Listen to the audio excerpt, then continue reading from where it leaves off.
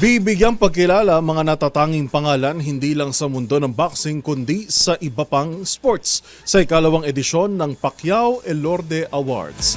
Kabilang na sa mga paparangalan ang Filipino gymnast at Paris Olympic gold o double gold winner na si Carlos Yulo.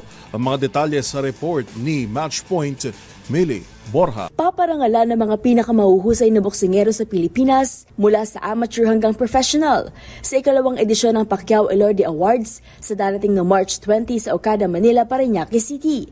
Sa pangunguna ng Elorde family at sa pakikipagtulungan ng boxing legend na si Manny Pacquiao, bibigyang parangal ang mga atletang nagbigay ng karangalan sa bansa.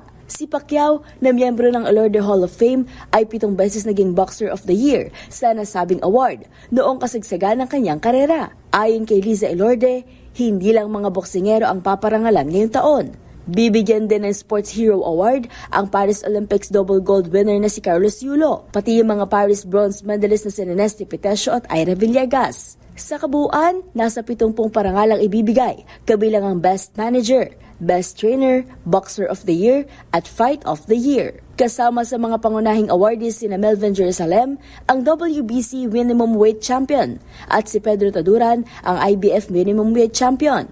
At yan ang mga latest updates sa mundo ng sports. Para sa MBC TV Network News, ito si Millie Borja ng DZRH TV, una sa Pilipinas, una sa Pilipino.